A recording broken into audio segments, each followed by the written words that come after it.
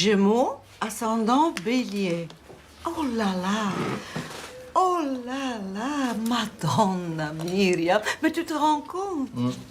Pas vraiment, non. Mais arrête de manger. Je te parle de ta fille et toi, tu ne penses qu'à manger. Myriam est partie à Montréal et tu sais ce que c'est écrit dans son thème? Un voyage va bouleverser votre vie. Vous allez faire une rencontre décisive, ce sera pour vous un nouveau départ. Et comment tu sais tout ça? C'est exactement ce qui est écrit. Mais moi, j'ai fait de l'astrologie, moi. Oui, un peu, hein, quand j'étais jeune. Maintenant, je comprends pourquoi elle nous a pas téléphoné. Et elle a rencontré quelqu'un, elle ne sait pas que c'est l'homme de sa vie, et alors elle hésite.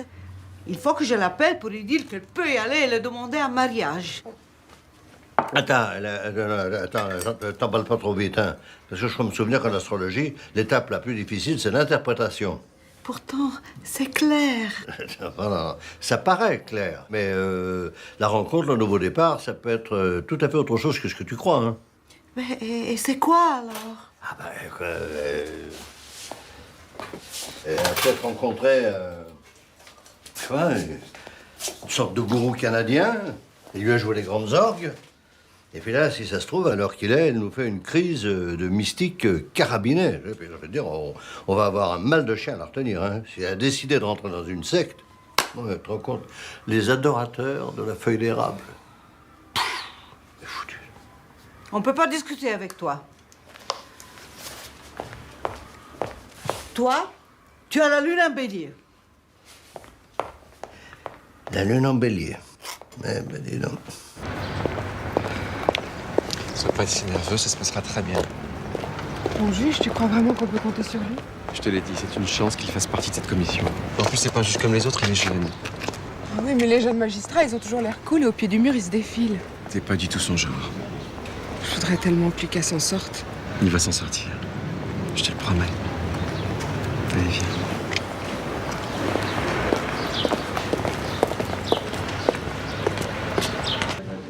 C'est plus simple. Excusez-moi. Ah, salut Xavier, tu vas bien? Bonjour Bruno. Je te présente Isabelle Klein, psychologue, le juge Cordier. C'est vous qui suivez les jeunes au centre avec Xavier? Oui, quand ils ont eu la chance d'obtenir l'approbation. Il faut te dire qu'Isabelle est aussi chargée d'évaluer les jeunes délinquants qui vont être admis au programme de réinsertion. Notamment Lucas Herman. Oui, je sais. J'ai lu votre rapport. Lucas Herman, né le 30 octobre 1982 à Aubervilliers, condamné le 20 novembre 1998 à 5 ans de prison ferme pour attaque à main armée avec violence. Mon père, vous seriez donc prêt à accueillir le jeune Lucas Herman dans votre centre, au cas bien évidemment où nous lui accorderions l'approbation? Tout à fait, Madame la Présidente. Car Lucas Herman était un adolescent au moment des faits qui lui sont reprochés, mais c'est aujourd'hui un adulte et qui désire sincèrement se réintégrer dans la société. Mademoiselle Klein, vous avez suivi le détenu en tant que psychologue. Vous avez émis un avis favorable. Oui, madame. Et je peux vous assurer que Lucas Herman est un garçon intelligent. Il a su trouver la distance nécessaire pour analyser son comportement passé. J'ai beaucoup d'estime pour le père Lombard. Ce qu'il fait pour la réinsertion des jeunes détenus est en tout point remarquable. Mais je suis pas sûr que le placement de Lucas Herman chez lui soit la bonne solution. Pourquoi ce qui était bon pour des dizaines de détenus ne le serait-il pas pour le jeune Lucas Herman? Je voudrais pas que son arrivée compromette le travail que vous faites au centre depuis des années. Nous savons tous qu'il a un passé très lourd. C'est le nouveau Lucas que nous voulons accueillir. Justement. Lucas a très bien compris que c'est sa dernière chance de s'en sortir. Il sait qu'il n'en aura pas d'autre. Il n'est pas idiot, croyez-moi. Jusqu'à présent, son intelligence ne l'a jamais conduit à faire le bon choix. Ne le rejetez pas, je vous en prie, ce serait une catastrophe, un épouvantable gâchis. Le père Lombard et moi, nous répondons personnellement de la bonne conduite de Lucas.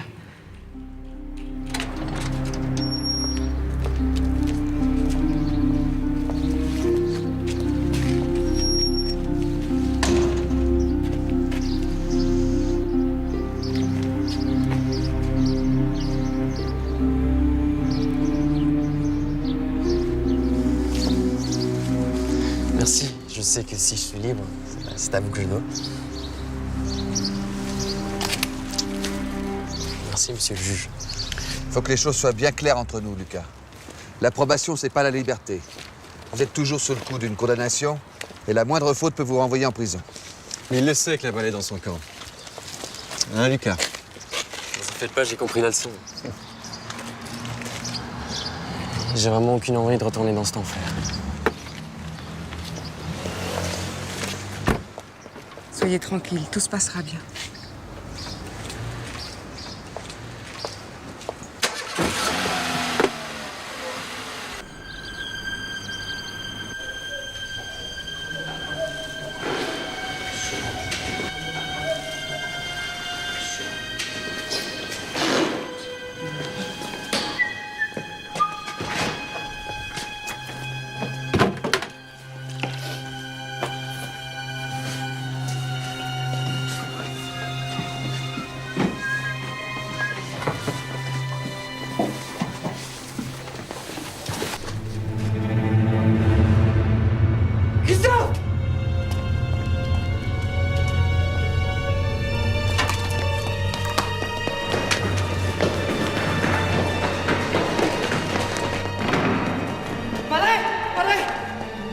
Qu'est-ce qui se passe? Vous croyez où ici? Isabelle, elle est...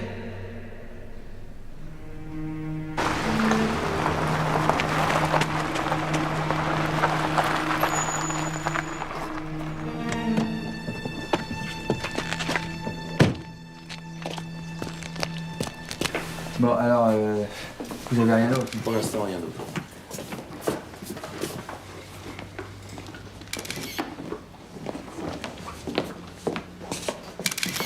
Agent Luther.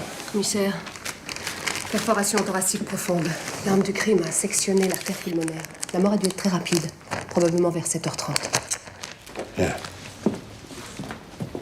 Bon, bah, écoutez, merci beaucoup. Hein. Ah, voilà. C'est qui la victime? Isabelle Klein, une psychologue. Elle travaillait au centre avec le père Lombard. Lombard, c'est un nom qui me dit quelque chose. Xavier Lombard. On siège ensemble à la commission de la prévention de la délinquance depuis 5 ans. On se voit 2 fois par mois, on est souvent sur la même longueur d'onde. Non, c'est quelqu'un que j'apprécie vraiment beaucoup. Le genre de prêtre qui te ferait presque retourner à la messe tous les dimanches. Ah oui, je me souviens, tu m'en as parlé. C'est lui qui a découvert le corps? Non, c'est 2 jeunes d'ici. Et ils sont où? Ils sont là dans le couloir. Commissaire Cordier. Bon, vous allez me raconter tout ce qui s'est passé en essayant de ne rien oublier. Bon, bah, on nettoyait le couloir comme tous les matins. Et puis j'ai ouvert la porte du bureau.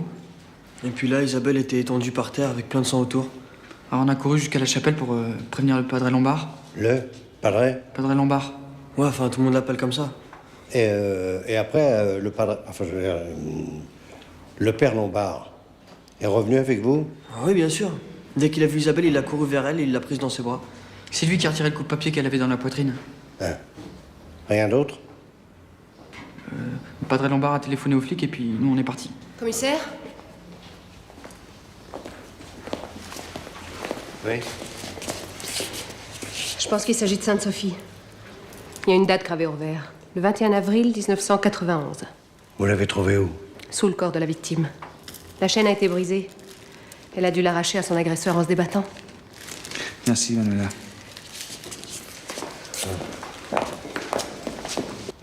Vous savez à qui elle appartient? Non. Mademoiselle Klein travaillait ici depuis longtemps? 2 ans. Donc vous la connaissiez bien? Bien sûr. Ces derniers temps, vous n'avez rien remarqué d'anormal. Elle ne vous a pas semblé nerveuse, inquiète? Non, pas du tout. Elle ne se sentait pas menacée? Je ne crois pas. Vous ne savez pas si elle avait eu une dispute, un différend, un problème avec quelqu'un? Un de vos pensionnaires, par exemple? Non. Elle m'en aurait parlé. Oh. Elle vivait seule? Oui. Elle n'avait personne dans sa vie? Elle n'avait pas une liaison? Non. Je ne sais pas. Oui, ça aurait pu être possible, mais elle ne vous en a jamais parlé. Quand vous avez découvert le corps de mademoiselle Klein, vous l'avez prise dans vos bras. Pourquoi? Je pensais pas qu'elle était morte. Vous avez retiré l'arme du crime de sa poitrine. Pourquoi? J'ai pas supporté de la voir comme ça. C'était vraiment horrible.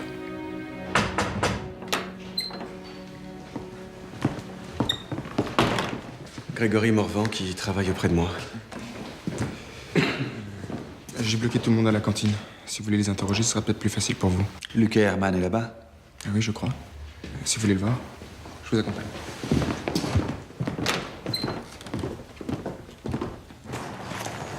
C'est qui, Lucas Herman? Oh, c'est un jeune délinquant qui a obtenu l'approbation il y a 2 semaines. Une attaque à main armée. Isabelle Klein a assuré son suivi psychologique, justement. Si c'est lui qui l'a tué... Je sais pas ce que t'as aujourd'hui, mais t'es pas très clair. Alors, si tu pouvais me dire de quoi il s'agit, ça m'arrangerait. Parce que là, tu vois, j'ai un peu de mal à te suivre. C'est grâce à ma voix qu'il a été libéré.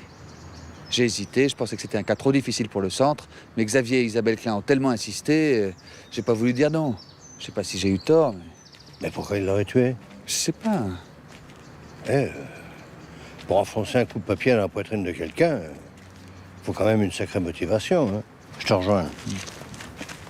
Bon, Carole, Portal, vous vérifiez l'emploi du temps de la victime pendant les dernières 24 heures, les gens avec qui elle a été en contact, et vous passez l'emploi du temps de tous les gens d'ici au peigne fin. Hein, les jeunes comme les employés. D'accord. Bien, patron. Mais non, Brignac. Vous, vous essayez de me trouver à qui appartient cette médaille. Il y a une date écrite dessus. 1991. Si c'est une date de naissance, l'assassin est un enfant de 9 ans. Brignac, dans vos statistiques, vous avez déjà eu un gosse de 9 ans qui trucide sa victime avec un coup de papier? Jamais, patron. Remarquez, 9 ans. 9 ans. C'est peut-être l'âge du chat.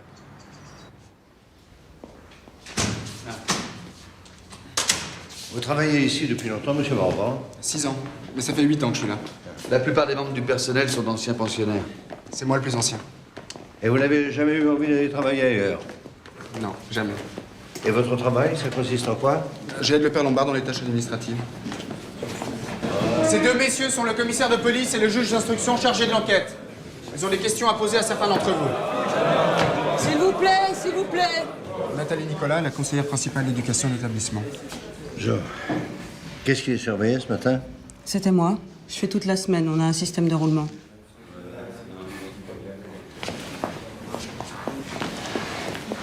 Évidemment, c'est moi que vous interrogez en premier. Quand il y a un meurtre, on interroge tout le monde. Alors, premier ou dernier, qu'est-ce que ça peut faire? Ça fait que j'ai l'impression d'avoir une tronche de bouc émissaire, c'est tout. Vous n'êtes pas plus suspect qu'un autre, pas moi non plus. J'ai vraiment une chance d'en faire, moi.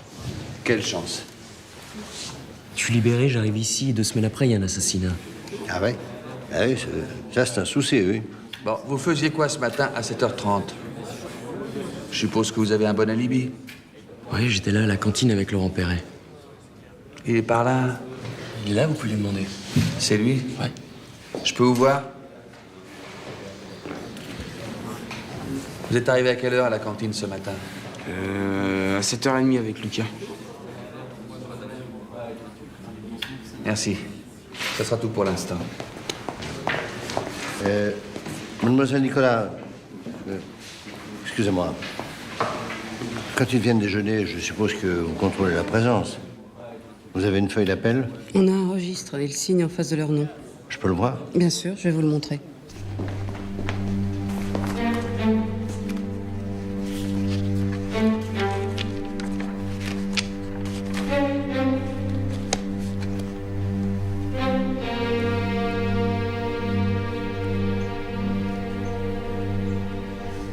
Isabelle était ma meilleure amie.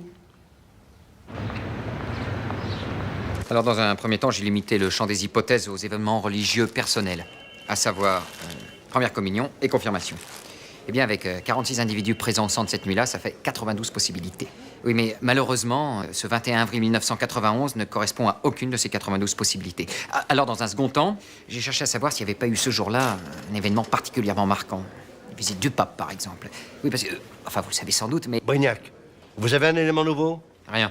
Merci, Brignac. Vous auriez pas pu commencer par là? Ah oui, Bon, je vais... On y va, patron? Tu as la clé de l'appartement de la victime?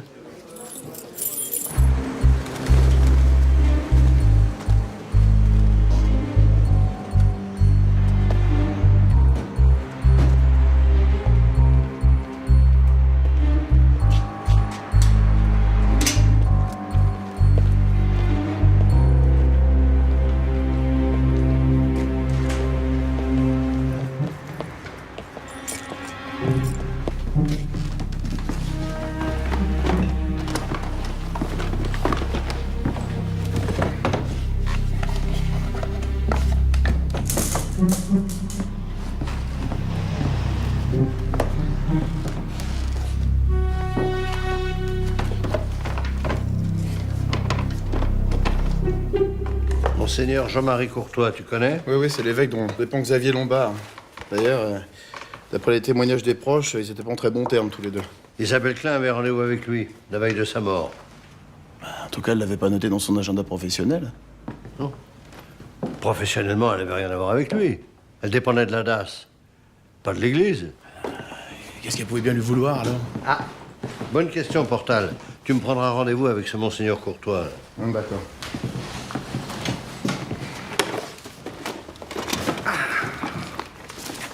Des quittances d'EDF, des relevés de banque. Pas une photo, pas une lettre, rien. Tu vas croire qu'elle avait pas de vie privée. Ah, tu peux pas savoir comment on est bien dans ce fauteuil. Ça va être très agréable pour lire. Vous êtes fatigué? Non, bon. Absolument pas, Portal, non. Mais quand on est assis, on n'a pas du tout le même angle de vision. Tu vois, l'œil a une autre perception. Une chose que tu trouves anodine dans la position debout peut devenir décisive dans la position assise. C'est vrai, hein? Non, mais me regarde pas avec cet œil vide. Je n'y yoyote pas, crois-moi. Ah non, mais il n'y a pas de... non.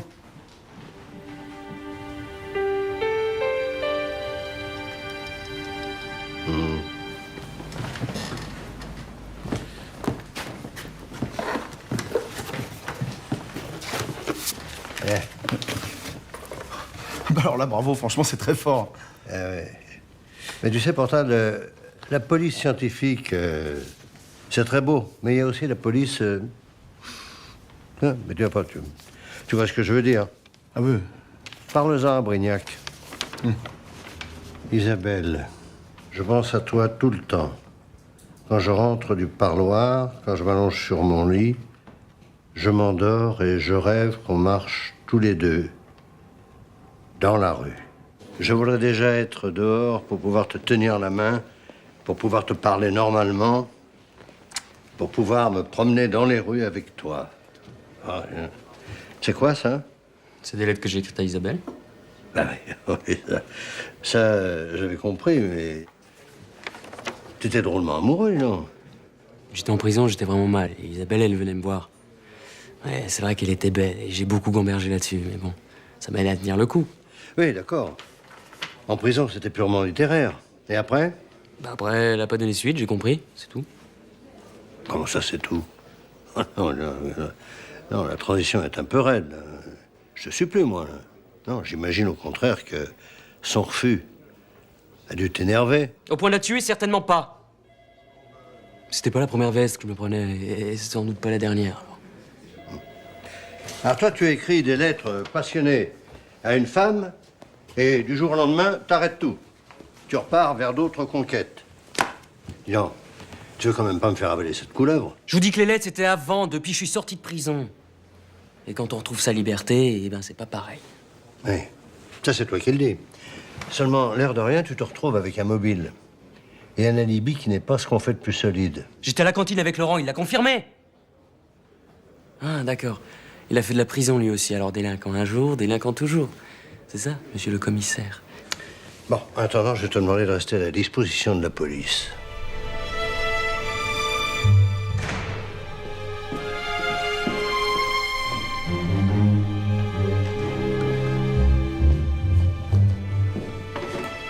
Excusez-moi de vous déranger, mais j'aimerais avoir quelques explications supplémentaires. Lucas et Isabelle, quelles étaient exactement leurs relations? Classique. Évidemment, en tant que psychologue, Isabelle s'intéressait beaucoup à Lucas. Elle trouvait que c'était un sujet difficile, mais tout à fait réinsérable. Ça s'arrêtait là. Ouais, enfin... Il lui avait envoyé des lettres particulièrement enflammées. Je sais. Mais ça n'avait jamais été plus loin. Est-ce que Isabelle avait une liaison dont Lucas aurait pu être jaloux? Non. Pas à ma connaissance. Isabelle se liait très peu, sans doute à cause de son passé et des épreuves qu'elle avait traversées. Tout ça n'intéresse pas le juge. Si, au contraire. Le père Lombard ne veut pas qu'on en parle parce qu'il est trop modeste. mais il lui a sauvé la vie. À quelle occasion? Le copain d'Isabelle l'avait laissé tomber. Elle était enceinte. Elle a fait une fausse couche et puis ça a été la dépression. C'est lui qui l'a aidé à reprendre le dessus. Il lui a trouvé un travail et surtout il lui a redonné goût à la vie. Grégory, on a rendez-vous dans 10 minutes. Tu m'excuses, Bruno, c'est pour les obsèques d'Isabelle. Elle n'avait pas d'autre famille que le centre.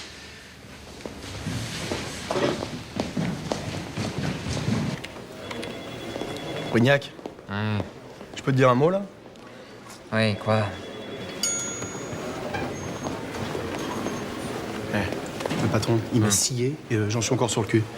Ah oui, pourquoi? On était dans l'appartement de la victime, tu vois. On trouvait rien. Et alors là, il s'assoit, tu vois, dans un fauteuil. Ça. Fait, tu connais, tu vois. Portal, hein, l'œil en position assise voit des choses qu'il voit pas en position debout. Aussitôt, il se met à regarder tout autour de la pièce, là, et pam!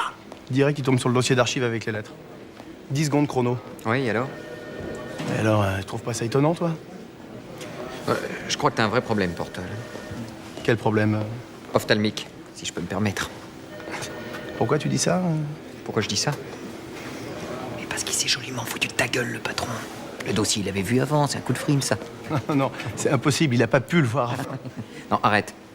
Dans tous les services, les patrons font ça.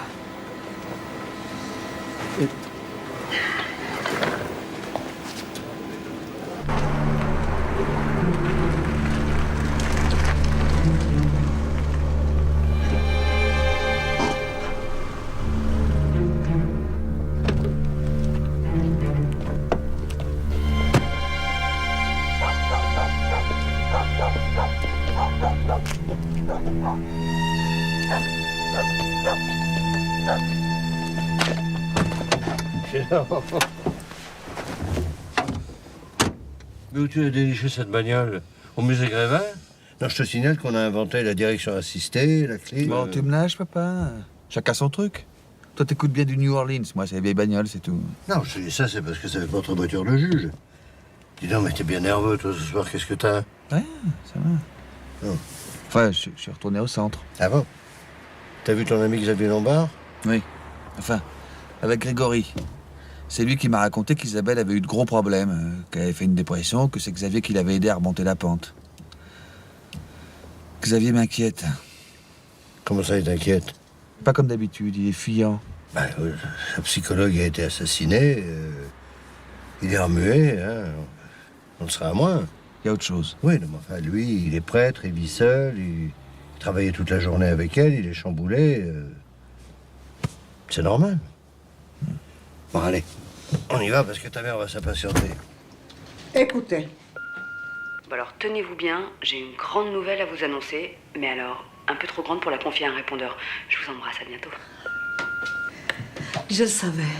Tu savais quoi? La grande nouvelle, c'était dans son horoscope. Oh, encore? Mais, écoute, et qu'est-ce que c'est d'après toi? Mais j'en sais rien, moi.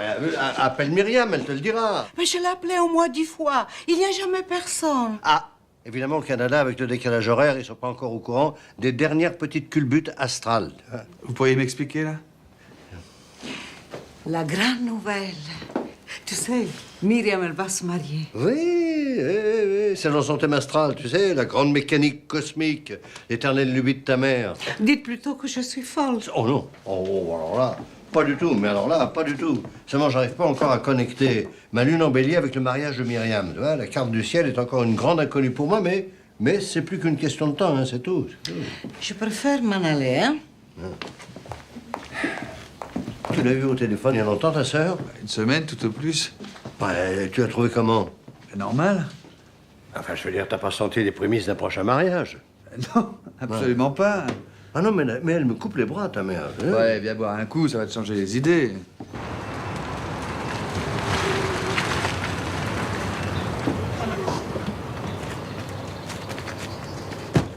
Patron, votre gag avec Portal, épatant. Hein. La frappe chirurgicale pile dans la cible, ça c'est très intelligent. Là, je m'éparpille, là, Brignac. Quel gag?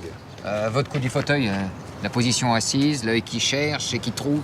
Brignac, mettez-vous une chose dans la tête, quand je travaille, je suis sérieux, moi. J'ai trop de respect pour mes collaborateurs pour leur faire des gags, comme vous dites. Les gags, c'est pour la vie privée. Et dans la vie privée, il y a... Privé. Voilà. Me recevez 5 sur 5? 5 sur 5, patron.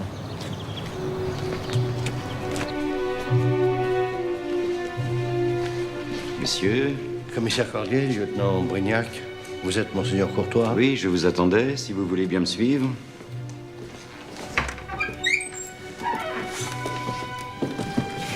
Monsieur le commissaire, je tiens tout d'abord à vous faire part de notre profonde tristesse. Ces événements tragiques nous ont douloureusement éprouvés. Je dois vous avouer, je ne comprends pas très bien le but de votre visite. C'est très simple. J'ai appris que vous aviez reçu Isabelle Klein la veille de sa mort. Alors, je voulais savoir pour quelle raison elle était venue vous voir. Il s'agissait d'un petit détail relevant du domaine administratif. Administratif? Oui, une petite affaire sans importance que d'ailleurs nous avons réglée en quelques minutes. Ah bon. Mais je croyais que c'était Grégory Morvan qui s'occupait des problèmes administratifs du centre. C'est exact. Et d'ailleurs, nous n'avons qu'à nous louer de ses services, mais si un membre du personnel souhaite me rencontrer, ma porte lui est grande ouverte et je le reçois bien volontiers. Et mademoiselle Klein, de quel problème administratif voulait-elle vous parler? Monsieur le commissaire, permettez-moi de faire la part entre ce qui regarde la police et ce qui ne concerne que l'Église. Vous comprendrez que dans la position qui est la mienne, j'ai aussi des devoirs envers le diocèse. Quand il y a meurtre, Monseigneur, tout ce qui a rapport avec la victime est important pour l'enquête même. Les détails. J'entends bien, monsieur le commissaire.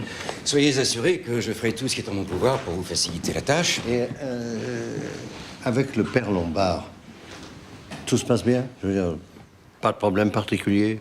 C'est un homme remarquable. La réinsertion de ces jeunes gens est un combat que nous devons mener et je lui fais totalement confiance pour conduire à bien cette mission. Pourtant, je me suis laissé dire que vous aviez des rapports un peu difficiles avec lui. Monsieur le commissaire, sachez que je ne prête jamais l'oreille à de vulgaires médisances. Mon devoir d'évêque est d'aider le père Lombard dans son sacerdoce. Je fais tout pour qu'il en soit ainsi. Je souhaite que votre enquête aboutisse au plus vite. Toute cette publicité qui pourrait être faite autour de la mort de cette pauvre fille serait en effet très regrettable. Monseigneur. Il a bien noyé le poisson, Monseigneur. Sous ses airs onctueux, j'ai la nette impression qu'il nous a caché beaucoup de choses. Pourquoi vous n'avez pas rué dans les brancards? Si je vous le dis, vous allez le répéter à Portal qui va vous répondre que je vous mets en boîte. Bon, allez. C'est pas grave, Brignac. Ce genre de personnage, vaut mieux aller le voir avec un dossier bien solide avant de faire des vagues. Après, j'en reviendrai lui faire une visite. Pour avoir un ordre d'idée, voilà, je me suis livré à un petit calcul de probabilité. Assez rapide. Alors, il apparaît que de toutes les capitales d'Europe, c'est à Paris que la chance de tomber sur un objet de culte est la plus mince. 1 sur 100 000. Enfin, tout dépend bien sûr du nombre de personnes qui cherchent, mais schéma classique, 2 personnes. Eh bien, à raison de 10 heures par jour, ce n'est qu'au bout de 15 mois qu'on tombe à une chance sur 250. Je crois que vous oubliez un paramètre, Brignac. Lequel? Le pif. Le pif. Ah, évidemment, c'est 750. Ah, Manuel avait raison, c'est Sainte-Sophie.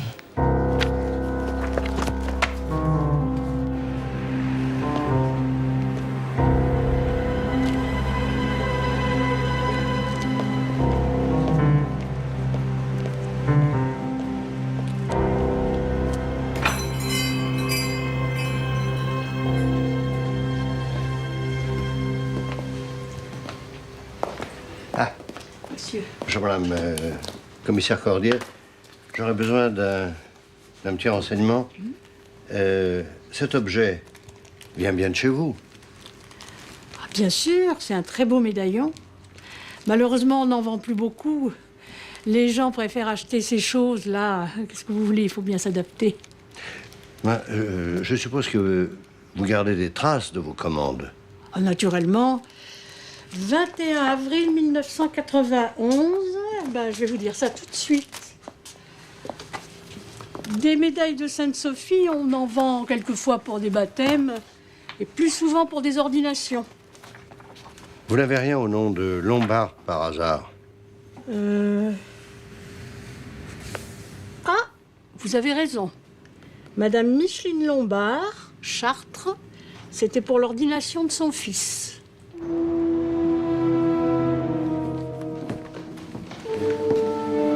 Le père Lombard est notre suspect numéro 1 pour le meurtre d'Isabelle Klein. J'ai tenu à vous prévenir.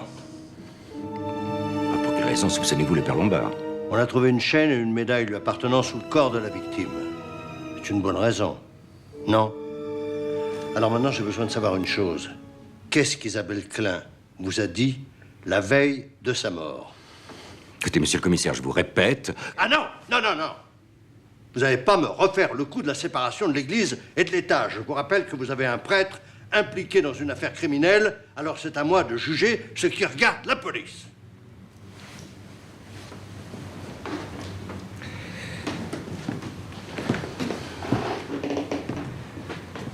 Mademoiselle Klein est venue me demander de pousser le père Lombard à renoncer à ses vœux.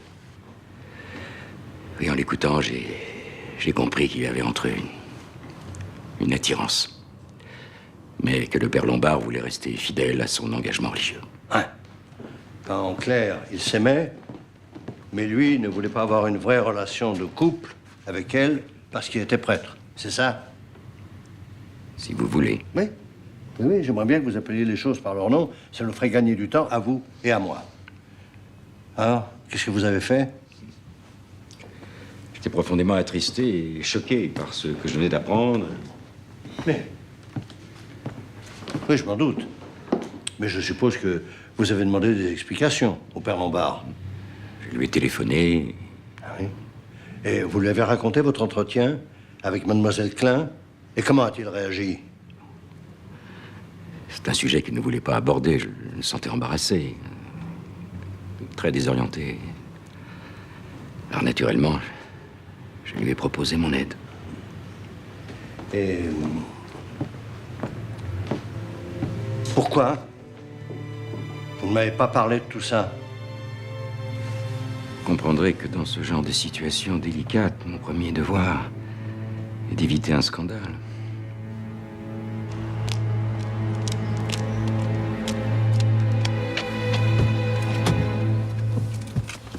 On va où, patron? Interroger la copine de la victime. Ah, Nathalie Nicolas. Voilà, maintenant que vous êtes au courant, on peut foncer, Brignac?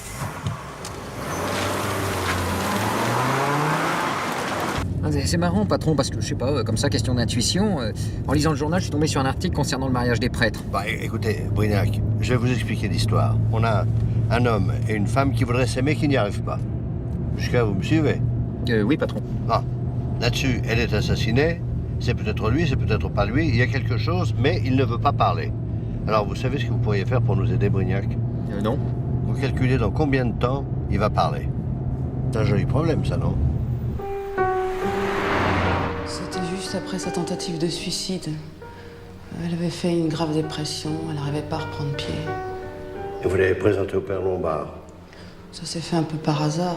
Un jour, elle m'a accompagnée au centre, Xavier était là, ils ont parlé. Ensuite, Isabelle est revenue. Et de fil en aiguille, ils sont tombés amoureux.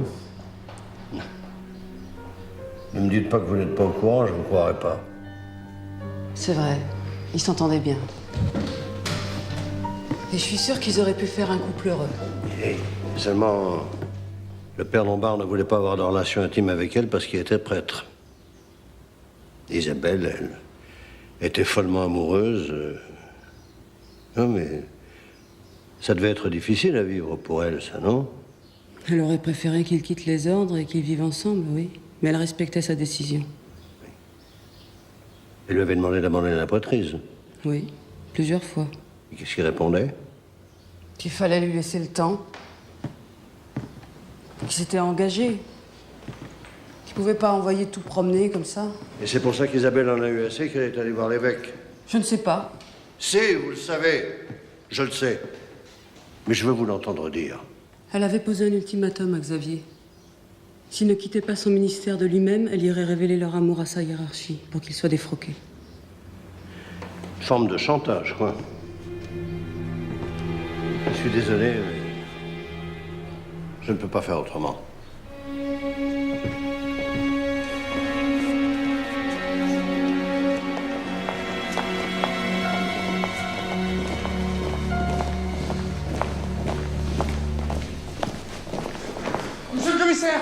c'est une erreur, Xavier ne peut pas avoir tué Isabelle. Xavier, qu'est-ce que je peux faire? Monsieur Morvan, c'est pas le moment, là. S'il vous plaît. Je n'ai besoin de rien. Sois tranquille.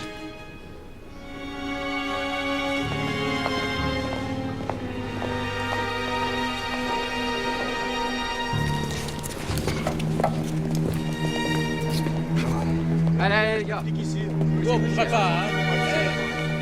Non, non, non, on bouge pas.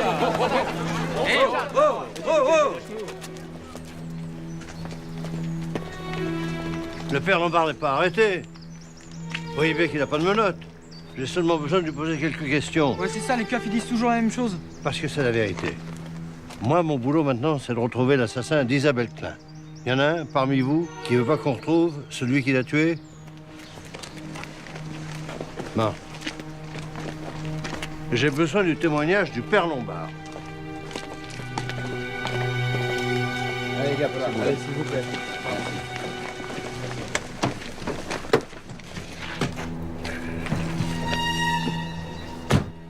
Vous la reconnaissez?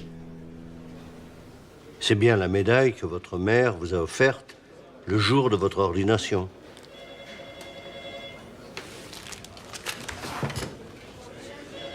Pourquoi vous ne m'avez pas dit qu'elle vous appartenait? Ah. Votre silence est un aveu. Je n'ai pas tué Isabelle. Comment voulez-vous que je vous croie? Vous m'avez menti. Et en plus, vous aviez un mobile. Elle vous faisait chanter. Elle voulait que vous abandonniez votre sacerdoce. Alors vous avez essayé de gagner du temps, de jouer la montre. Mais Isabelle est allée tout raconter à l'évêque. Elle vous a collé le dos au mur et ça, vous ne l'avez pas supporté. Alors, après le coup de fil que vous avez reçu de l'évêque, vous êtes allé la voir dans son bureau. Vous étiez furieux. Et dans un mouvement de colère irraisonné, vous avez pris le coupe-papier et vous l'avez frappé. Je n'ai pas tué Isabelle. En plaidant le crime passionnel, vous aviez une toute petite chance de vous en sortir. Jamais les jurés ne pardonneront à un prêtre qui ment et qui se parjure.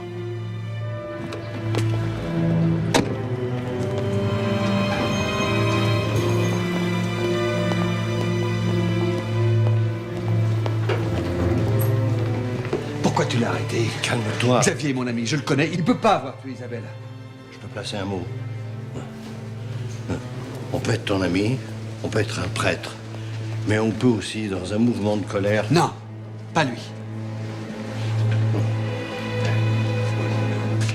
Je veux bien, mais la médaille qu'on a trouvée sous le corps d'Isabelle Klein, c'était la sienne. Et en plus, elle était allée voir l'évêque pour le faire défroquer, justement la veille de sa mort. Ça fait quand même beaucoup, non? Il doit y avoir une explication. Qu'est-ce qu'il dit, lui? Rien. Rien? Non, c'est pas possible. Bah, écoute, c'est toi qui es en charge du dossier. Si tu trouves que je manque d'expérience, vas-y, toi, vas-y, interroge-le. C'est un mur. Tu ne peux pas continuer à taire, il faut que tu te défendes, Xavier. Tu es mon ami, Bruno. Je t'ai jamais menti. Je te demande de me croire, je ne l'ai pas tué. Je sais. Mais je suis aussi un juge. Et un juge a besoin de preuves matérielles et vérifiables. Tu l'aimais?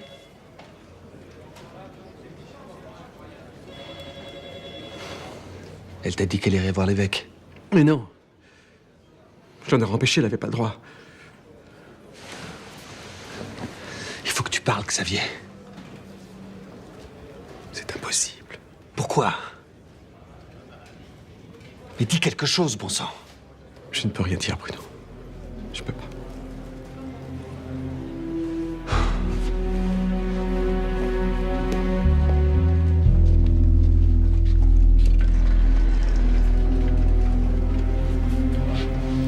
Tu connais l'assassin.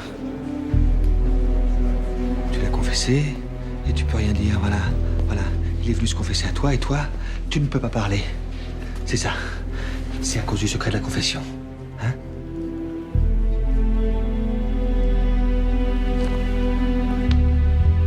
Pauvre Lucia. C'est vrai que ça va être un sacré choc pour elle. Qu'est-ce que vous avez toutes les deux? Rien, pourquoi? Oh, Lucia, j'ai terminé ton thème. Ah oui? Alors dis-moi. C'est très, très bien. Et pour mes enfants? C'est cette maison-là. Mon Dieu, Saturne est en plein dedans. Il va arriver un malheur à mes enfants? Non, non, c'est pas un malheur. Saturne est en transit, il s'en va. Et c'est Vénus qui arrive dans la maison. Vénus? Enfin, c'est en transit, hein. Rien n'est encore fait. Ah. Ouais. Qu'est-ce que c'est? Vous lisez ça maintenant? C'est-à-dire, j'étais chez le coiffeur, je l'ai emporté machinalement. Mais vous me prenez pour une gourde? Hein? Vous croyez que je vous ai pas entendu tout à l'heure pendant que j'étais dans la cuisine? Qu'est-ce que ça veut dire? C'est ta fille. Quoi?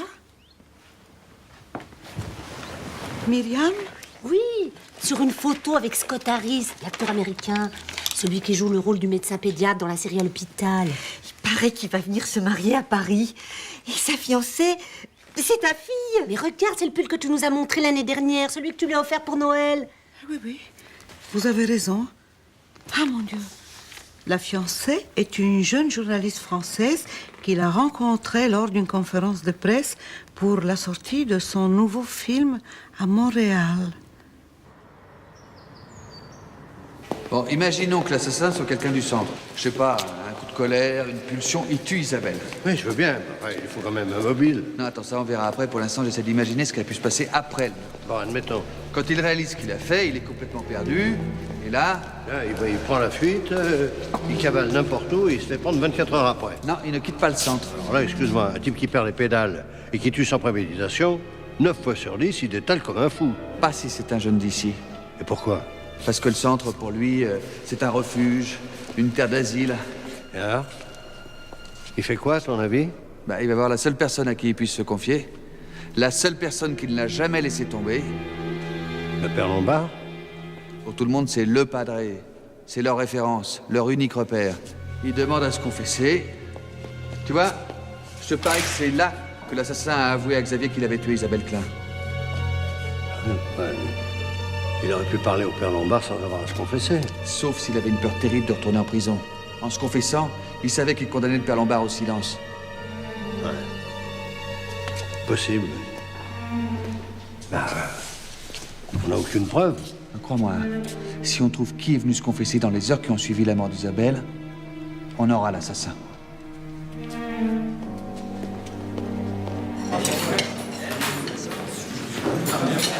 Mademoiselle Nicolas, excusez-nous de vous déranger en plein travail. Vous ne me dérangez pas du tout, monsieur Nous le aurions commissaire. besoin d'un petit renseignement. Si je peux vous aider? Les jeunes qui sont ici, là, vous contrôlez les allées et venues. Oui, bien sûr. Et si un jeune va rencontrer le père Lombard, comment ça se passe? Il vient me voir. Et je note son nom et le jour sur un carnet que je remets au père Lombard. Si quelqu'un a été se confesser, on doit pouvoir retrouver son nom sur ce carnet, non? Non. Non, là, ils vont voir le père Lombard directement. La confession, c'est personnel. Merci, mademoiselle Nicolas.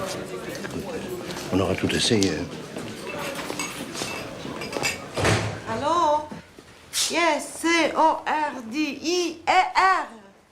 Please. Pronto. Mrs. Cordier. Pronto. Oh. Qu'est-ce que ça veut dire, wedding? Quoi? Oui, mariage. Bon, dis donc, quand est-ce qu'on dîne? Parce que j'ai faim, moi. Là. Un mariage. J'en étais sûre. Tiens, et alors? Ben alors, tu ne reconnais pas ta fille? Alors, elle va se marier avec Scott Harris. Oui, oh, oui. Il y a une vague ressemblance, oui. Non, non. Si Myriam allait se marier, elle nous l'aurait dit, tu vois. Ouais, et les messages sur les répondeurs. Et la grande nouvelle qu'elle allait bientôt nous annoncer. C'était quoi, à ton avis? Hein? J'en sais rien. On mange d'abord et on verra après. Hein? Il faut que je parle avec Myriam. Ce Scott Harris est un coureur. Et un mariage sans fidélité. Qu'est-ce que c'est? Hein? C'était quoi? C'est des larmes, des larmes, des larmes. Je t'en supplie, arrête, là. Hein? Ils doivent se marier à Paris. Et toi, tu dois m'aider à trouver Myriam. D'accord. Mais avant, moi, j'aimerais bien dîner. Okay? Je t'explique que Myriam va être malheureuse et toi, ce que tu veux, c'est manger. Ah. Manger. Père indigne. Ah.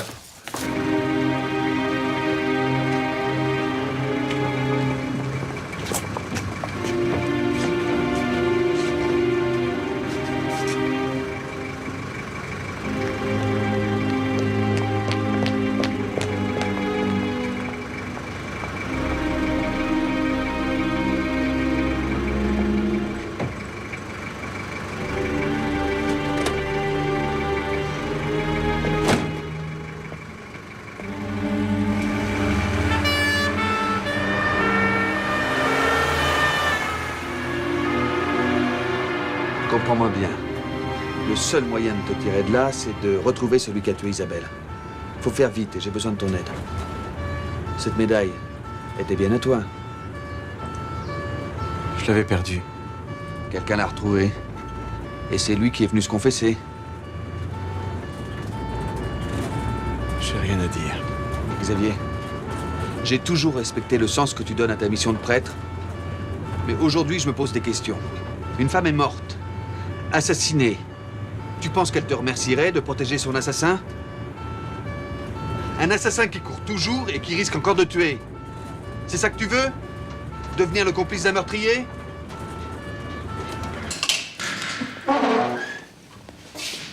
Allez au comptoir. Xavier Lombard, matricule 912 863. Vous déposez vos effets personnels là-dedans.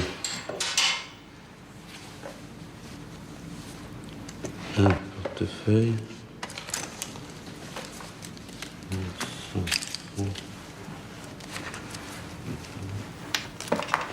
L'autre. Ça aussi. S'il vous plaît, je voudrais la garder. C'est le règlement. Je vous en prie, monsieur, vous ne pouvez pas me demander de me séparer de ma croix. Le règlement est le même pour tout le monde. Les curés comme les autres. Non, allez. Un prêtre n'est pas un homme comme les autres, vous pouvez faire une exception. C'est impossible. Les épingles sont interdites pour raison de sécurité. Et puis si les autres savent que vous êtes prêtre, c'est pas leur péché qu'ils vont venir vous raconter. Moi, je vous le dis. Allez. Vous vous signez là, s'il vous plaît?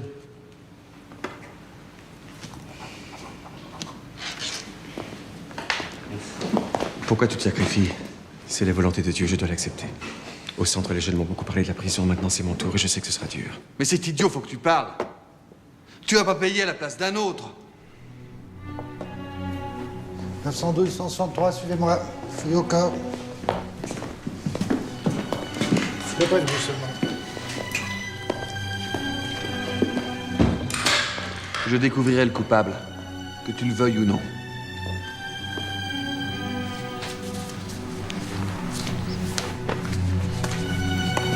Regardez les jambes. Laissez-vous.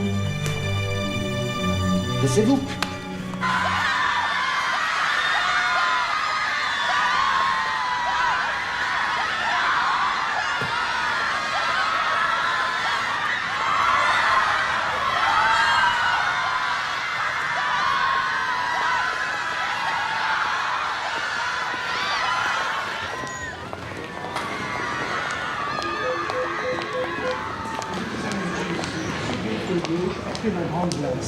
Merci. Bonjour madame. Bonjour, monsieur. Pourriez-vous me donner le numéro de la chambre, monsieur Scott Harris, s'il vous plaît? Vous voulez voir monsieur Scott Harris? Oui. Vous l'attendez à l'extérieur avec les autres admiratrices, madame. Écoutez, monsieur, je suis la mère de Myriam Cordier, la jeune femme que Scott Harris va épouser. Et il faut absolument que je parle avec ma fille, vous comprenez? Oui, oui, madame, je comprends très bien. Excusez-moi, madame, mais vous ne pouvez pas rester ici. Mais je suis pas là pour un autographe, écoutez. Oui. Monsieur, ne me touchez pas. Laisse-moi. C'est ma fille qu'elle est là-dedans. Écoute. Merci, madame. Brutto cafone, tu e il tuo concierge, maleducati, ignoranti cafoni. Pardon, da quel quartier di Roma vous êtes? Da quale parte di Roma siete, signore? Trastevere. Trastevere. Vous savez pas dans quelle chambre est Scott Harris? Eh si. Hein? Vous pouvez pas me faire entrer? Vous permettez? Habillé comme ça, je peux. Venez.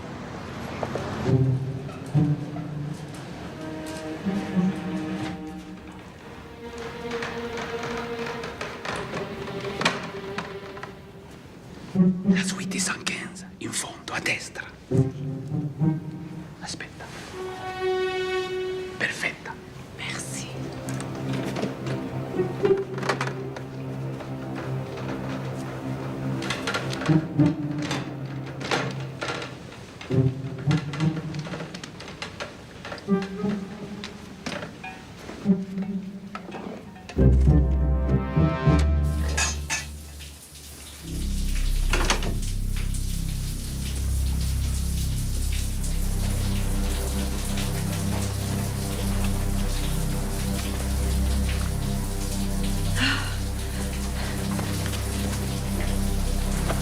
Myriam. Myriam.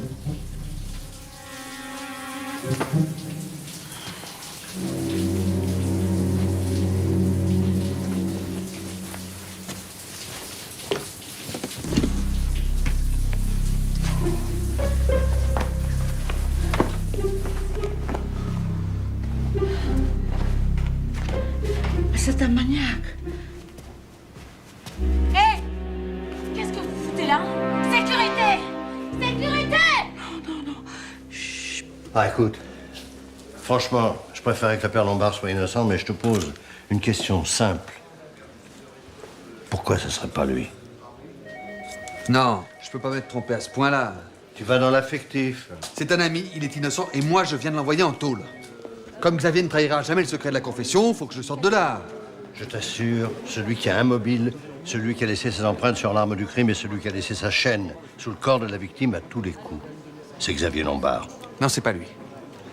J'en suis sûr. Reprends tout le dossier et tu verras. Oh non, c'est pas possible. Oui, une femme avec un accent italien, il y a forte chance que ce soit elle, oui. Aïe, aïe, aïe.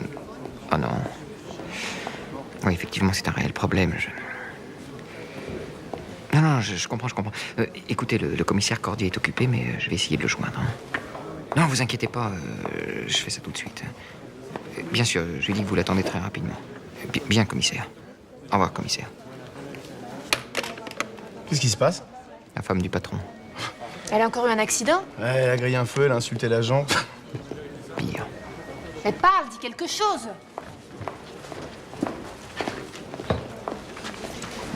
Elle a été arrêtée pour vol.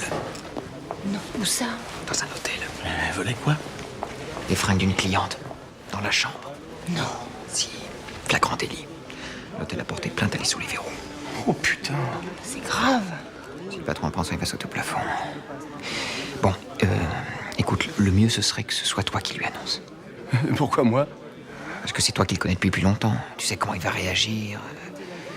Et puis, je suis pas très à l'aise. C'est une affaire personnelle. Ah non, mais pas du tout. Pas du tout, c'est une affaire de flic, ça. Sa femme s'est fait serrer et c'est toi qui vas aller lui annoncer la nouvelle dans l'exercice de ta fonction. Oh, c'est vrai, c'est simple. Tu restes pro et tout ira très bien.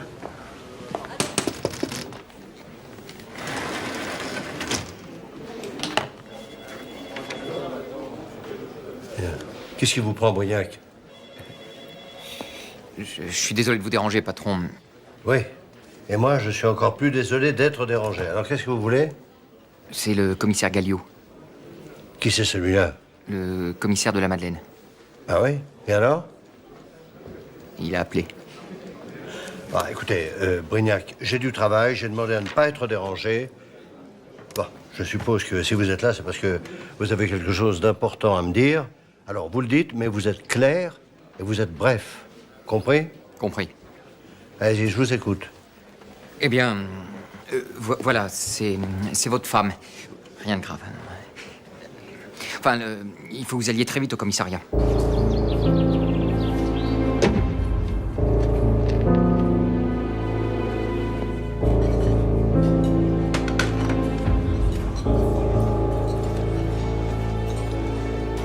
Vous êtes bien à Combé d'Antec? J'ai lu vos dossiers, vol avec effraction, récidive. Vous devriez être encore en tôle. Si vous êtes là, c'est grâce au père Lombard, je me trompe? Il est innocent, vous le savez. Alors maintenant, c'est à vous de l'aider. Pour le sortir de prison, j'ai besoin de preuves. Alors si vous savez quelque chose, il faut me le dire.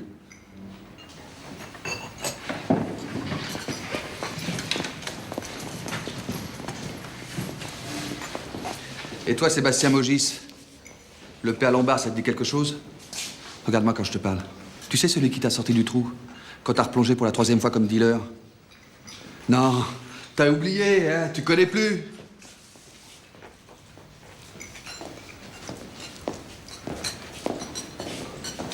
Je sais que vous n'allez pas parler, mais vous allez m'écouter. Vous ne voulez pas dénoncer. La seule loi que vous respectez, c'est la loi du silence. D'accord, c'est votre droit. Entre le père Lombard et l'assassin d'Isabelle, vous avez choisi, encore une fois, c'est votre droit. Seulement, il y a une chose que je comprends pas bien. Pourquoi vous semblez pas très à l'aise? Pourquoi vous piquez tous du nez? Vous auriez pas honte par hasard?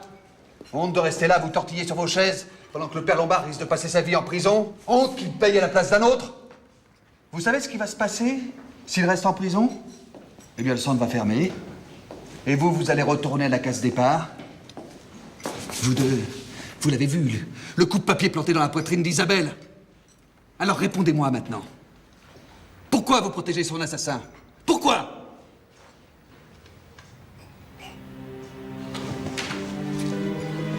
Il n'y en a pas un pour acheter l'autre. Vous êtes tous des lâches.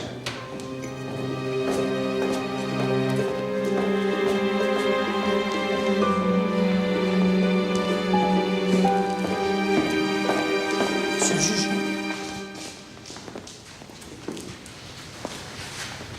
Vous voulez me dire quelque chose? C'est-à-dire que... Bah les autres savent pas qu'on est là. Et vous voulez pas qu'on vous traite de balance? C'est les principes qu'on n'aime pas. Alors, si vous faisiez une petite entorse à vos principes et que le père revienne au centre, les autres vous en voudraient vraiment? Non, c'est pas ça. On veut que le padre revienne. Mais personne ne veut se mouiller, c'est ça?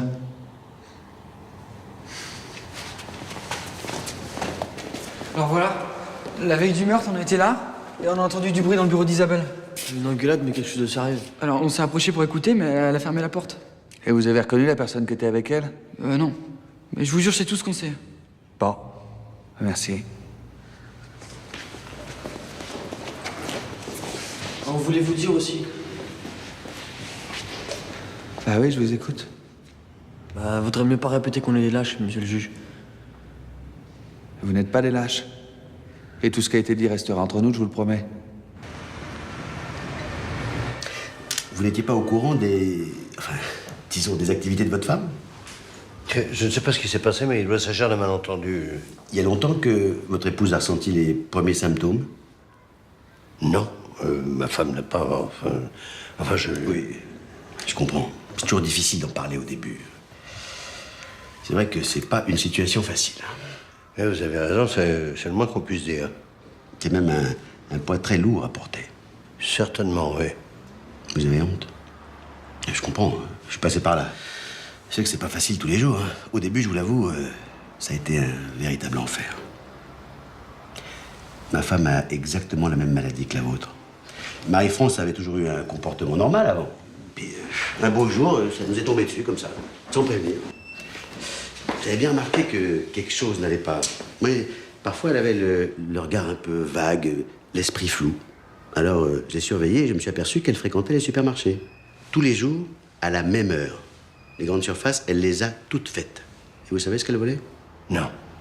Des pinces à épiler. J'en ai retrouvé des dizaines à la maison. 257, vous m'entendez? 257, c'est bien simple, il y en avait dans tous les tiroirs de la maison. La vôtre, évidemment, c'est les sous-vêtements dans les hôtels.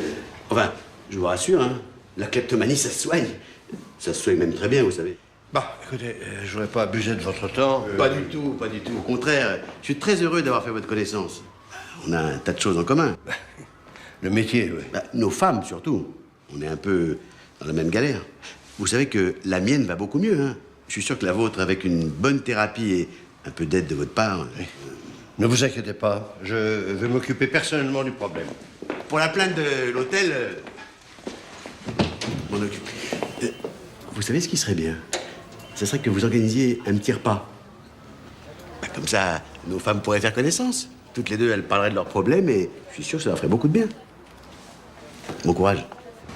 J'espère que personne ne m'a vu, parce que pour l'humiliation, bravo, c'est grandiose. Tu me fais mal. Mais justement, c'est fait pour. Cordia, je te dis, tu me fais très mal. Et toi, là, je te promets qu'on va régler ça à la maison. Je vais t'expliquer. Mais tu vois pas que c'est pas le moment, là? Mais vraiment, t'en loupes pas une, hein?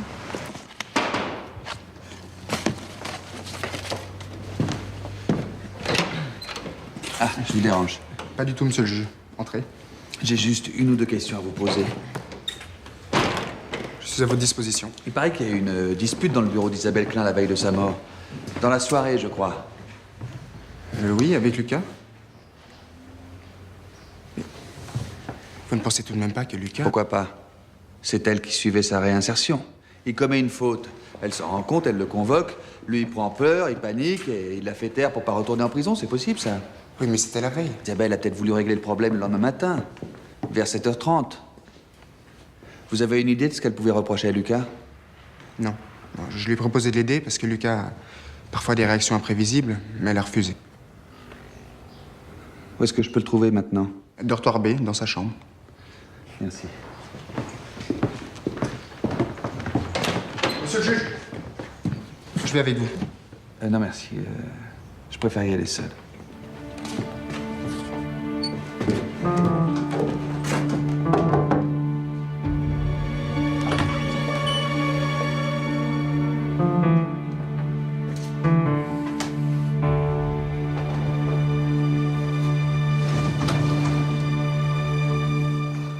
Qu'est-ce que vous faites là, vous? Je voulais savoir pourquoi vous étiez disputé avec Isabelle. Première nouvelle. Mais j'ai des témoins, c'est pas la peine de nier. Sympa, les potes. Alors? Bah alors, elle était toujours après moi, elle me laissait pas le temps de respirer. Et pire qu'en tôle, j'en ai eu marre et j'ai craqué. Elle avait quelque chose à vous reprocher? Enfin, je veux dire quelque chose de concret? Non. C'est pas ce que j'ai entendu dire. Mais bon, on vous a dit n'importe quoi. Vous étiez très énervé contre elle, pourquoi? Elle vous a menacé de vous renvoyer en prison, alors le lendemain vous êtes revenu et vous l'avez frappé avec le coupable. Mais vous êtes complètement fou, c'est faux! D'accord, je t'écoute. Mais maintenant t'arrêtes tes conneries et tu vas me dire la vérité.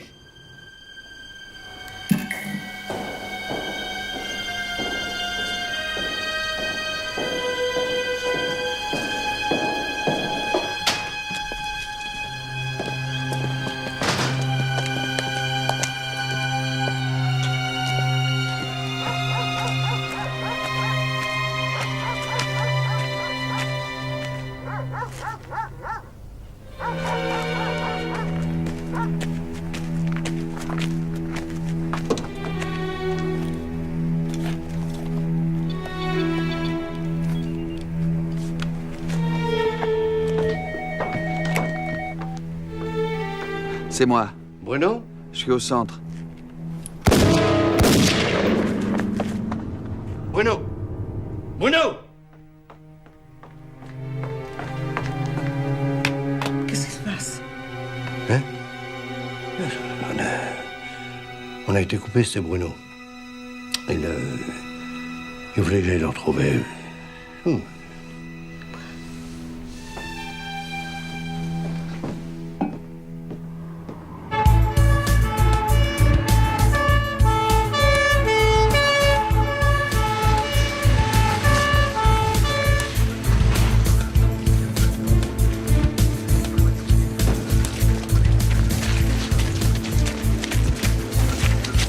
Attends, dis-moi la vérité. Pour l'instant, Non, il va s'en sortir, oui, oh merde. il est dans un état de coma avancé, il a perdu beaucoup de sang.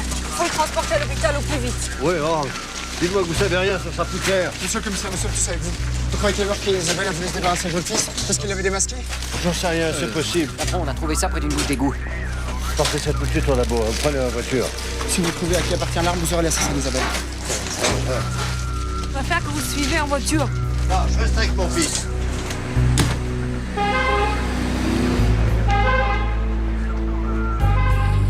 T'inquiète pas, Bruno. Moi aussi, je m'en suis pris une. Quand j'étais jeune commissaire, je suis resté une semaine dans le coma. Puis tu vois, ça m'empêche pas d'être là près de toi, en forme.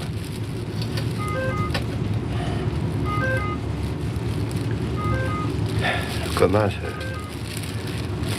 ça va devenir une tradition familiale chez les Cordiers.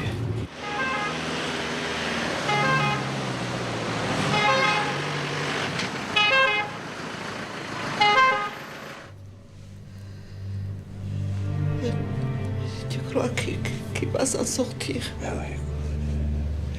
Il est solide, Bruno. Il t'a dit quelque chose, le médecin. Ne t'en fais pas. Tout va bien se passer. C'est de ma faute. Oui. Si tu n'avais pas été obligé de venir me chercher là-bas. Dis pas de bêtises. On a fait tout ce qu'on a pu. L'opération s'est bien passée. Son état est stabilisé, mais je ne peux pas vous en dire plus pour l'instant.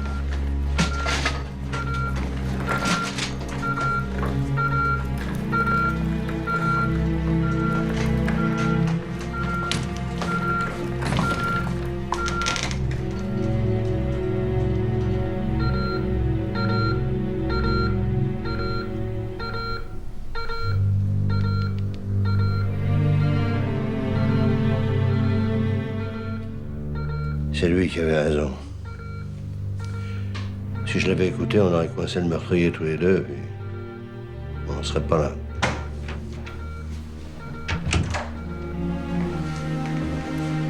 Tenez, ça vous sera utile. Merci. Je te jure, le salopard qui a fait ça, il va pas courir longtemps. Et Bruno, comment ça va? Pour le moment, ils peuvent rien dire. Je suis sûre qu'il va s'en tirer. Ah oui, moi aussi. Bon, Carole, il faut éplucher les dossiers des jeunes du centre, un à un. Je veux tout savoir.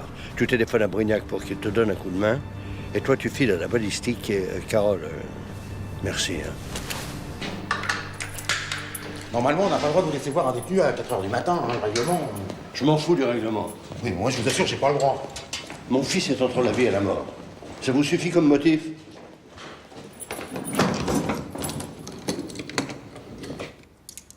Ce sont les balles que les chirurgiens ont extraites du corps de Bruno. On l'a tiré dessus parce qu'il avait découvert qui était le coupable, et vous le savez aussi. Alors, qui est-ce que vous protégez?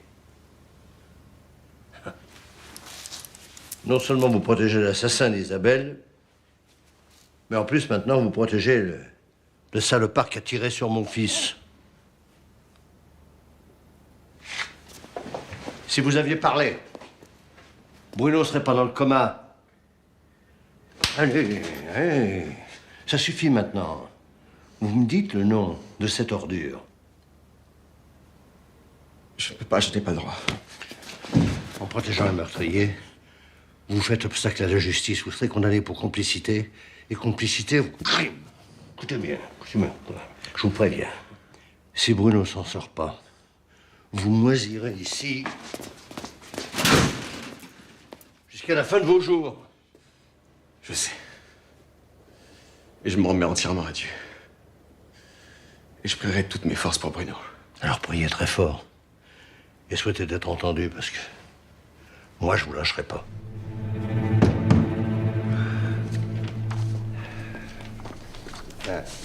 Merci, patron.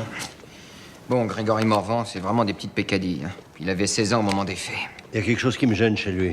Quoi? Je sais pas. Son regard, cette façon qu'il a d'être toujours là, à vous rendre service. Vous voulez dire qu'il est trop... Voilà, c'est exactement ça. Il est trop. Hein? Il en fait trop. N'oubliez pas que quand le père Lombard l'a sorti de prison, il en était à son 3e séjour en hôpital psychiatrique. Il a plutôt le profil d'une victime. Bon, Antoine Guéniche et Christophe Goutas, des fortes têtes, quelques séjours au mitard, enfin rien de... Ah, le seul client sérieux, Luca Hermann. Et lui, je comprends que Bruno hésitait avant de le placer dans le programme de réinsertion. Ça, c'est un vrai dur.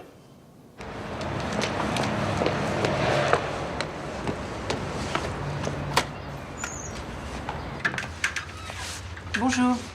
Bonjour. On pourrait savoir si l'arme que vous apportez ce matin est répertoriée. Le calibre 38. C'est peut-être avec lui qu'on a tiré sur le juge Cordier. D'accord. Je vais vous dire ça tout de suite. Je peux? Oui, il vaut mieux.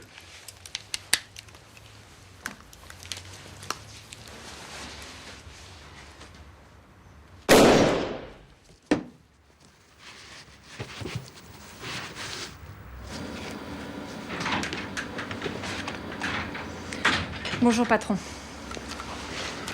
pouvez comparer avec celle-là? Bien sûr.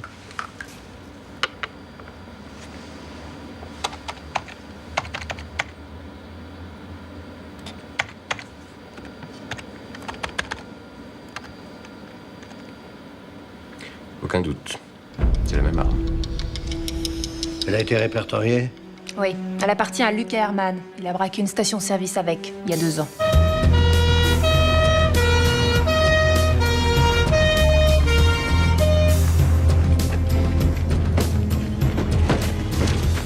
Bon, vous connaissez votre boulot, alors tous, on y va.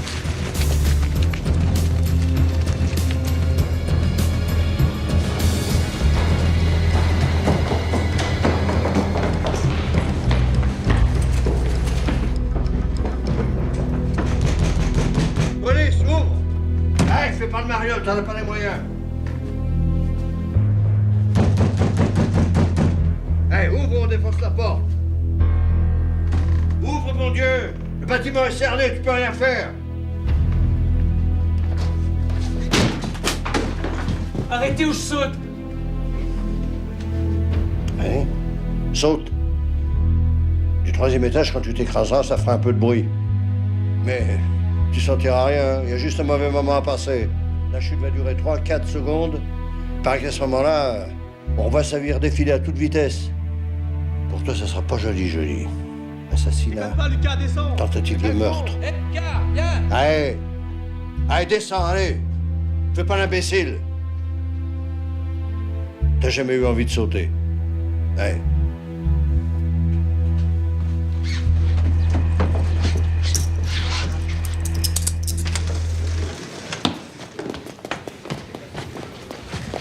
Allez. Allez, laissez-nous. Allez! Allez, je m'occupe de lui.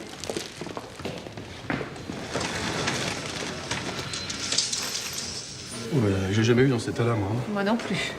Alors, faut dire que c'est la première fois que son fils prend 2 balles dans le buffet et se retrouve dans le coma. On serait énervé à moins que ça. Bon, je me trompe peut-être, mais je crois me souvenir qu'il y a bien un article du règlement qui dit qu'un officier subalterne est autorisé à démettre de ses fonctions un officier supérieur si celui-ci outrepasse ses droits. Ouais, bien sûr, oui, il y a la loi et ses articles, oui. Il y a aussi autre chose d'impalpable, d'indicible, tu vois. Ouais, qu'est-ce que tu veux dire? Bah, parfois, tu sais, en position assise, on a une perception différente des choses. C'est une question de... Ça te rappelle quelque chose? Non, pourquoi? Arrête de te foutre de ma gueule!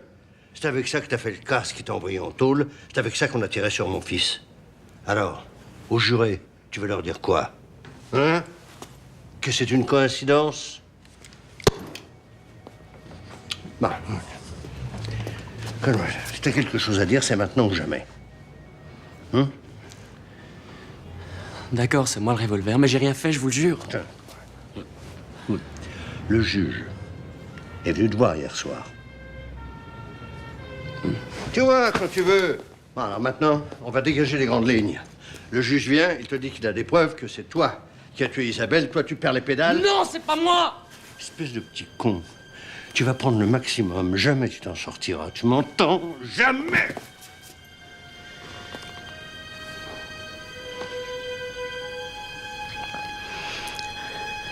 Si je vous dis que j'avais aucune raison de tirer sur votre fils, et que j'ai un alibi en béton pour le meurtre d'Isabelle, vous allez pas me croire? Non. Mais raconte toujours.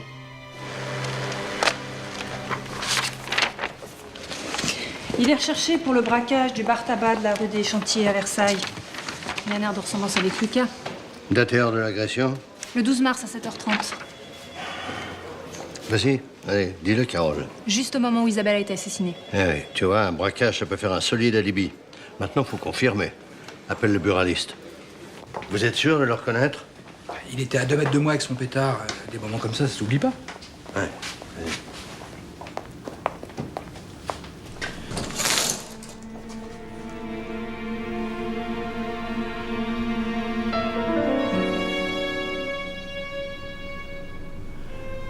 Alors? C'est celui-là. Lequel? Le 4. À peine dehors, toi, tu vas braquer un bureau de tabac, histoire de pas perdre la main. Hein. Mon fils avait raison de ne pas vouloir te remettre en liberté. J'ai fait une connerie, mais j'ai tué personne. Non, t'as pas tué Isabelle. Mais tu as très bien pu tirer sur le juge. Et pourquoi j'aurais fait ça? Il devait savoir, pour le braquage. Alors toi, t'as eu la trouille de retourner en tôle et tu l'as descendu. Non, c'est pas moi. Il était où ton revolver? Dans ma chambre. Ah. Alors, quand tu n'étais pas là, n'importe qui pouvait entrer. Maintenant, je remets toujours à clé. Oh non, tu nous prends vraiment pour des abrutis. Alors t'as piqué ton flingue en passant à travers le mur. Comme dans Marcel Aimé. Quoi, Marcel Aimé? Le passe-muraille. Vous savez pas l'histoire du personnage qui s'enfonce dans le mur, qui ressort de l'autre côté? Oui, bon, enfin, il y a un passe-muraille au centre, et je veux savoir qui c'est. Brignac, dans passe-muraille, il y a quoi? Muraille. Passe. Il y a quelqu'un qui a un passe pour entrer dans les chambres? Bah oui. Je le sentais, Brignac. Je le sentais. Je lui avais dit qu'il y avait quelque chose qui me gênait chez Grégory. Son regard? Oui, cette petite lueur dans l'œil, comme un lapin planqué dans son terrier qui guette le chasseur. Ah oui, le sentiment de culpabilité. Non, plus vicieux, l'air de dire, vous pouvez toujours chercher, vous ne trouverez pas. Comment j'y ai pas pensé? Plutôt bon que...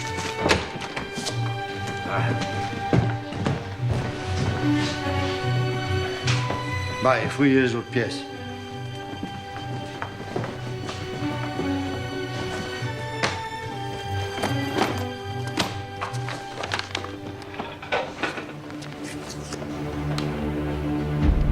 Oh, Dieu.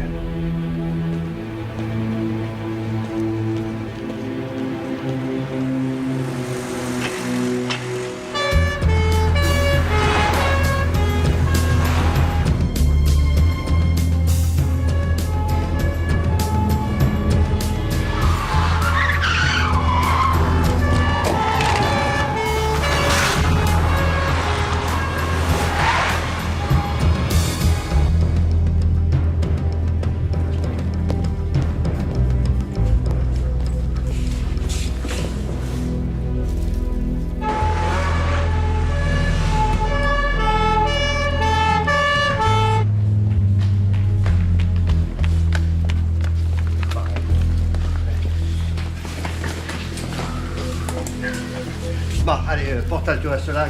Carole, tu passes par derrière. Brignac,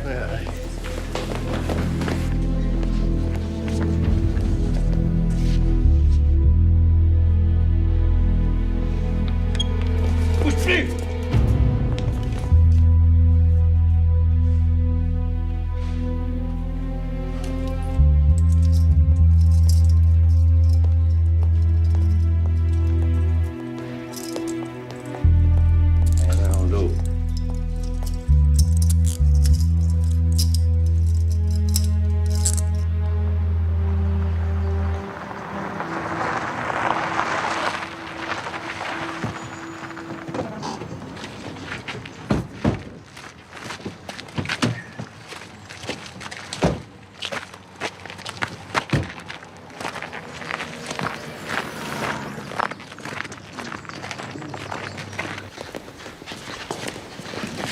Pourquoi vous m'amenez ici?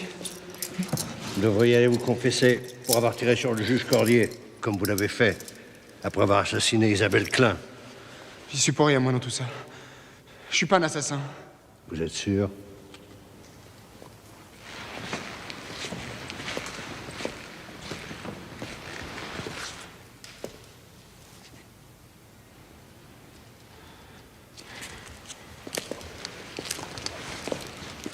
Vous aviez perdu cette médaille. Grégory l'a trouvée. Pour lui, vous êtes le centre du monde. Le centre de son monde. Vous êtes sa seule famille. La seule personne qui compte pour lui, alors il l'a gardée.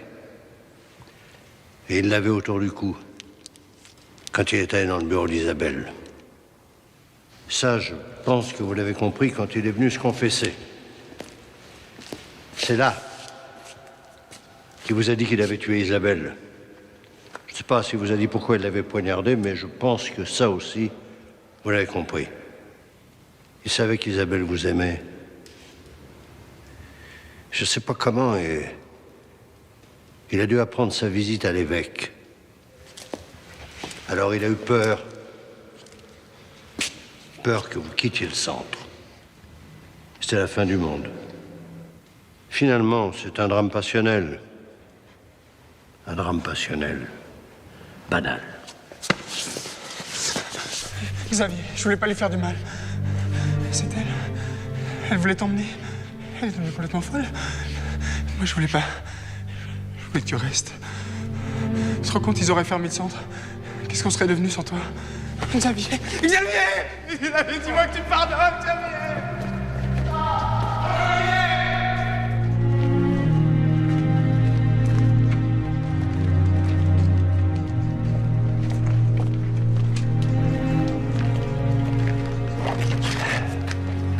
Si j'avais été à votre place, j'aurais peut-être fait la même chose. Enfin, je ne sais pas. Mais on ne sait pas, on ne sait rien. Hein. C'est pour ça que vous êtes prêtre, c'est pour ça que je suis flic. C'est pour ça que Bruno est juge. Chacun sa ligne de conduite. Je vous demande de me pardonner. Si vous pouviez continuer à prier pour Bruno. Parce que j'aimerais bien qu'il se rétablisse vite.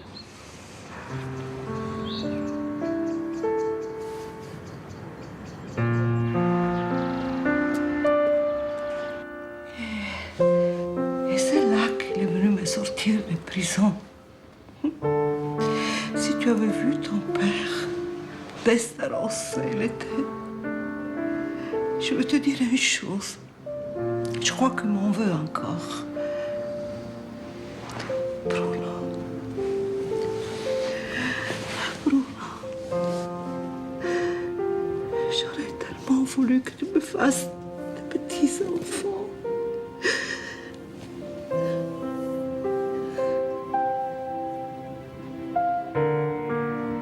Bruno.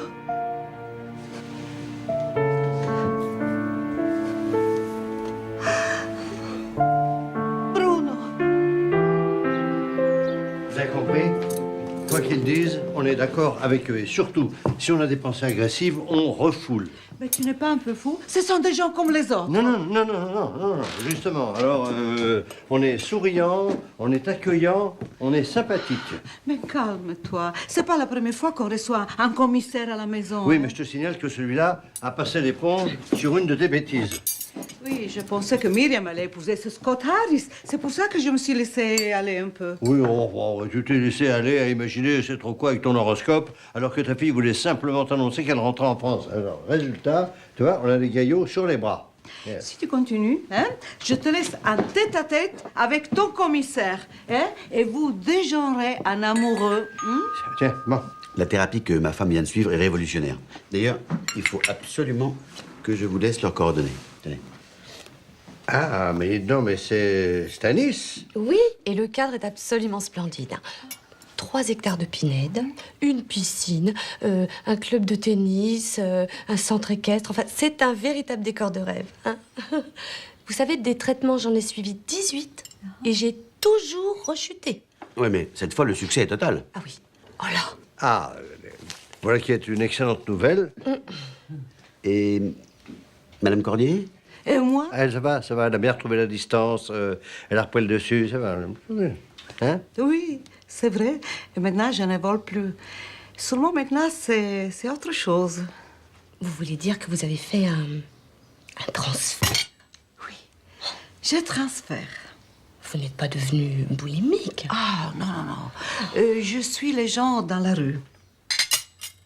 Vous les suivez comme ça, sans les aborder? Oui, le matin, je pars de chez moi à 10 heures précisément et j'ai choisi au hasard une personne, femme ou homme, aucune importance. Et puis, je la suis 3, 4, 5 heures. Et alors, ma vie devient aventure, découverte, inconnue. Mais attention, hein, moi, je ne fais pas comme vous. Je ne les arrête pas.